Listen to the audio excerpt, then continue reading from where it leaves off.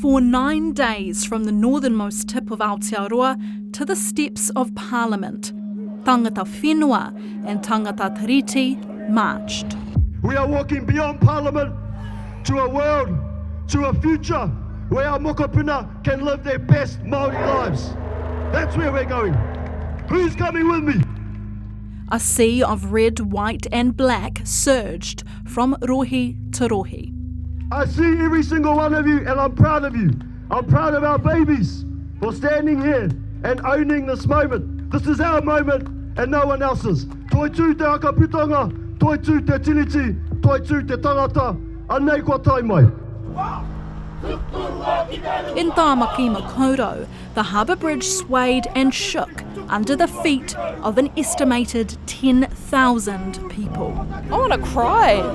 It's such a bittersweet moment. You can hear all of our whānau behind us. We've got all of our babies here, and it's for them. We've been so traumatised as a people, and it's really hard to see, it's really hard to feel, and it's really hard to endure. At Parliament, Hīkoi mō te Tiriti, now 40,000 strong, arrived, evoking memories of both the 1975 Hīkoi led by Dame Whina Cooper and the Foreshore and Seabed March of 2004. Some in Māoridom believe the stakes are higher than before with the introduction of the ACT Party's Treaty Principles Bill, which aims to legally define the existing Treaty of Waitangi principles. Yeah, get rid of that the treaties bill, the bill that's proposed. Prime Minister Christopher Luxon has repeatedly said the bill will not pass a second reading. But for those on the Hīkoi, the bill has already hurt the treaty relationship and could undermine decades of progress. I know that liberation is not going to really fully happen around my time. I've got children, I've got tamariki.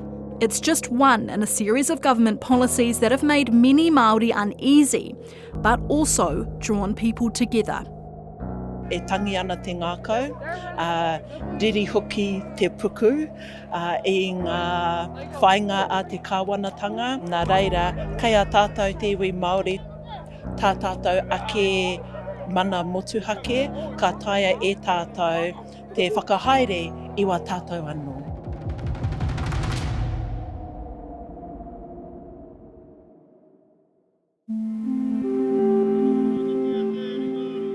It's early morning when we meet three wahine in the car park of Te Kamakamarau on Auckland's North Shore.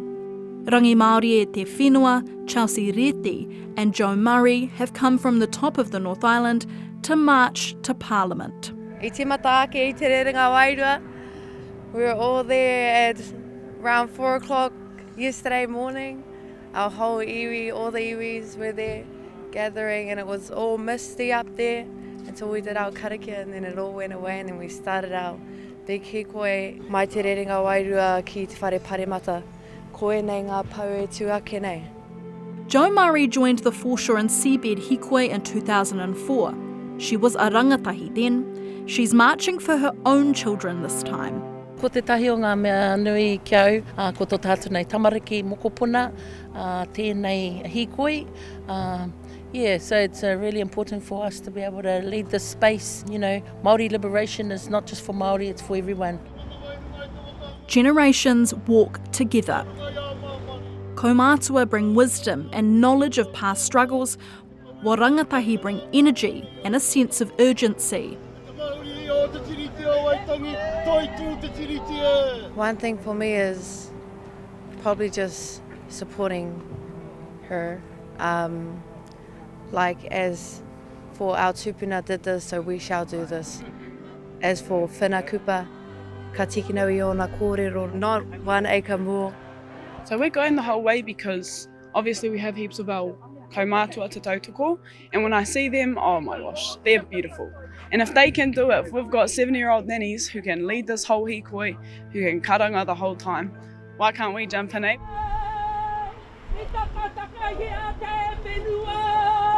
For many, the hīkoi was not just a protest. It was also an expression of mana and identity. At each stop along the way, tikanga guided the journey. Through karanga, karakia and whai kōrero. The group was welcomed by mana whenua wherever they went. Every pōwhiri, a moment of connection. Whilst similarities can be drawn between the Māori protest movements of the past and what is happening today, this hīkoi was markedly different in how it was carried out. Instead of taking a month to travel from Te Taitoki Road to Wellington, participants opted to drive long distances with events and marches planned in major cities and towns.